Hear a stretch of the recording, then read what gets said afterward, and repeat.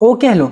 तो हम लोगों ने लास्ट क्लास में एक चीज के बारे में डिस्कशन किया था, मतलब सेल मेम्ब्रेन के ऊपर भी एक चीज होती है, स्पेसिफिकली प्लांट सेल्स में सेल मेम्ब्रेन के ऊपर भी एक चीज होती है और उसको क्या बोला जाता है, सेल वॉल बोला जाता है। इसका क्या मतलब है, सेल वॉल एक बेसिकली आउटर मोस्ट कवरिंग है, सबसे बाहर की कवरिंग है। किसके केस में? प्लांट सेल के केस में। ऐसी कोई सेल वॉल जैसी चीज एनिमल सेल्स में तो एग्जिस्ट नहीं करती है, बट प्लांट सेल्स में ये सबसे बाहर की कवरिंग, सेल मेम्ब्रेन के भी बाहर ये ऐसी कवरिंग होती है। ठीक है, अब इस कवरिंग के होने के अपने बहुत सारे फायदे और बहुत सारी जरूरतें हैं, जिसके वजह से ये सेल वॉल जो है वो प्लांट के बाहर एग्जिस्ट करता है। ठीक है, सबसे पहली बात ये कि देखो, ये जो बाहर लेयर है ये इसलिए प्रेजेंट है ताकि जो प्लांट है उसको क्या वो दे सके, वो उसको रिजिडिटी दे सके, स्ट्रॉन्ग बना सके, थिक, पोरस और नॉन लिविंग स्ट्रक्चर। मतलब ये कहने का मतलब ये है कि उसको ताकत दे सके, सेल वॉल क्या दे सके, उसको ताकत दे सके, इसलिए वो प्लांट सेल के बाहर प्रेजेंट होता है। रिजिड होता है, बहुत ज्यादा स्ट्रांग होता है, बहुत ज्यादा थिक होता है। और पोरस का मतलब है कि उसमें बहुत छोटे छोटे छेद होते हैं, बहुत ही छोटे छोटे, बहुत माइन्यूट छोटे छोटे छेदों को पोरस बोला जाता है। ठीक है, ताकि उसके आर पार वो कुछ चीजें जा सके, सिंपल सा मतलब ये। और सबसे बड़ी बात ये नॉन लिविंग स्ट्रक्चर है। कहने का मतलब ये कि ये पूरा काम इसका क्या है, पूरे के पूरे प्लांट सेल को रिजिडिटी प्रोवाइड करना, स्ट्रांग करना, उसको ताकतवर बनाना। ठीक है ना। अब देखो, ये बहुत ज्यादा इंपॉर्टेंट चीज है एक प्लांट सेल के लिए। अगली चीज क्या है कि जो प्लांट सेल है वो किस चीज से मिलके बना हुआ होता है, सेल्यूलोज से मिलके बना होता है। ठीक है, अब ये जो सेल्यूलोज से मिलके बना होता है वो इसीलिए क्योंकि सेल्यूलोज एक कॉम्प्लेक्स सब्सटेंस है जो कि प्लांट को स्ट्रेंथ देता है। अब सेल्यूलोज बेसिकली है क्या, बहुत ज्यादा डिटेल में तुम्हें इसे नहीं पढ़ना, बट तुम्हें हल्का फुल्का ग्लूकोज पता होगा, वैसा ही होता है बिल्कुल। बहुत ज्यादा फर्क है वैसे तो, बट समझ लो कि ग्लूकोज जैसा ही कुछ चीज है। बट सेल्यूलोज तुम्हें देखने को मिल जाएगा, घास वास होती है, अब घास में तुम्हें देखने को मिल जाएगा क्या, सेल्यूलोज। ठीक है, अब बेसिकली कहने का मतलब क्या है कि ये सेल्यूलोज जो है वो प्लांट को बहुत ज्यादा स्ट्रेंथ प्रोवाइड करता है। और ऐसी वैसी नहीं, कैसी स्ट्रेंथ, स्ट्रक्चरल स्ट्रेंथ प्रोवाइड करता है। एक प्लांट को पूरा का पूरा उसका स्ट्रक्चर देने के लिए उस तरीके की स्ट्रेंथ प्रोवाइड करने का काम किसका होता है, सेल्यूलोज का काम होता है। समझ में आ गई बात? तो कहीं ना कहीं जो सेल वॉल का जो स्ट्रॉन्ग पना है, जो रिजिडिटी है, जो ताकत है, वो किसके वजह से, उसके अंदर प्रेजेंट उसके सेल्यूलोज के वजह से ही है। उसके अंदर सेल्यूलोज प्रेजेंट है, इसीलिए वो थिक है, वो स्ट्रांग है, वो काफी मतलब ताकतवर है। उसको पूरे के पूरे प्लांट को क्या प्रोवाइड कर रहा है, एक स्ट्रक्चरल ताकत प्रोवाइड कर रहा है। ठीक है, स्ट्रक्चरल ताकत का मतलब है पूरे प्लांट को एक स्ट्रक्चर दे रहा है, जिसकी वजह से उस प्लांट में क्या आ रही है, पावर आ रही है, ताकत आ रही है। समझ में आ गई बात?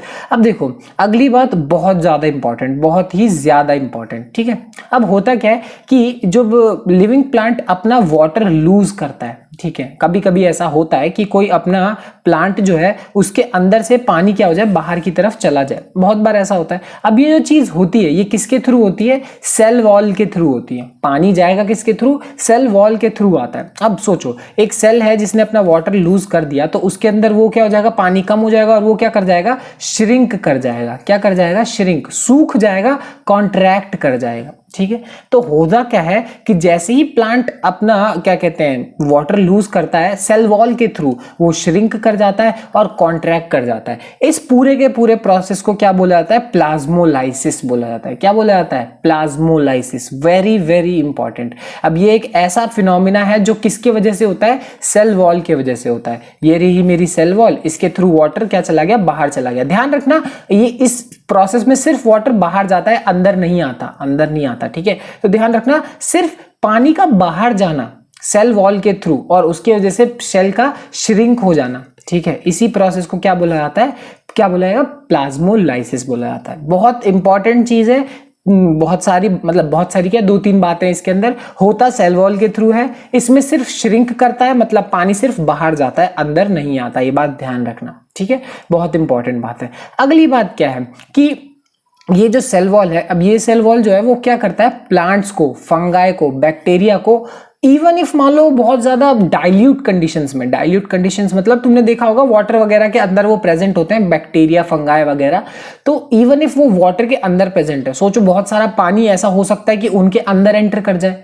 अब सोचो बहुत सारा पानी अगर एंटर कर जाएगा तो वो फटने के चांसेस है ना, उसके वो फूल जाएगा, याद है हमने लास्ट क्लास में किया था, तो वो फूल सकता है और फूलने के बाद उसके फटने के चांसेस हैं, है कि नहीं। बट सेल वॉल इतना ज्यादा बढ़िया चीज है कि वो उसको ताकत प्रोवाइड करता है, ताकि अगर मान लो ऐसे कंडीशंस है भी कि बहुत सारा पानी क्या नाम है उसके अंदर एंटर कर रहा है, ऐसा होता भी है, तो भी वो क्या करेगा, उसको इतनी ताकत प्रोवाइड करता है ताकि वो ऐसे कंडीशंस में क्या कर सके, एग्जिस्ट कर सके। हाइपोटोनिक कंडीशंस याद होंगी तुम्हें, ऐसी कंडीशंस जहां पे बाहर से अंदर की तरफ पानी एंटर कर जाए। अब सोचो अंदर की तरफ एंटर करेगा, वो फूलेगा, फटने के चांसेस हैं, सेल वॉल इतना बढ़िया चीज है, वो उसको प्रोटेक्ट कर लेगा फूटने से। समझ में आ गई बात, वेरी वेरी इंपॉर्टेंट बात है ये। अब ये सेल वॉल फंगाई, प्लांट सबको क्या करता है, एक तरीके से प्रोटेक्ट कर रहा है इन सब चीजों से, ठीक।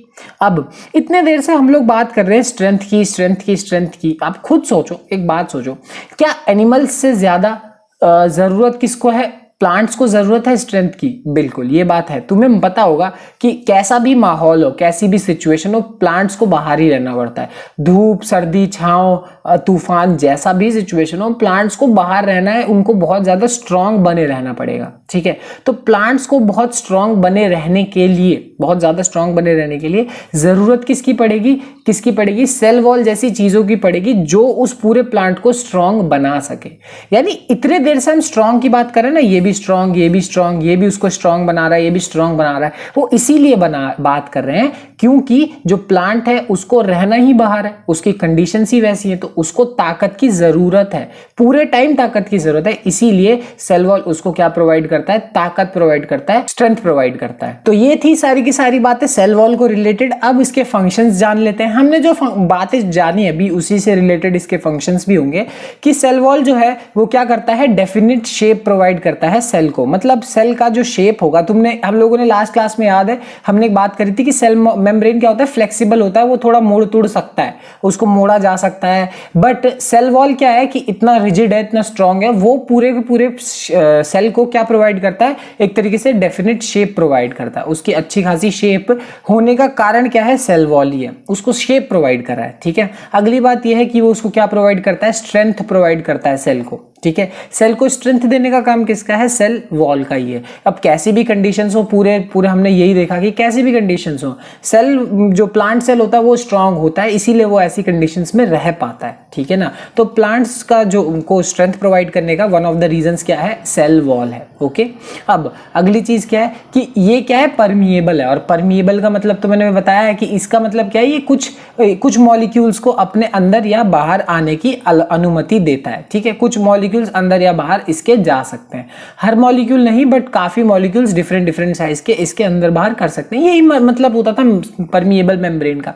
तो सेल वॉल की ये खास बातें थी और ये था सेल वॉल, काफी इंपॉर्टेंट है। और सबसे इंपॉर्टेंट ये कि ये सिर्फ प्लांट सेल में एग्जिस्ट करता है, ये एनिमल सेल में एग्जिस्ट नहीं करता, ठीक है।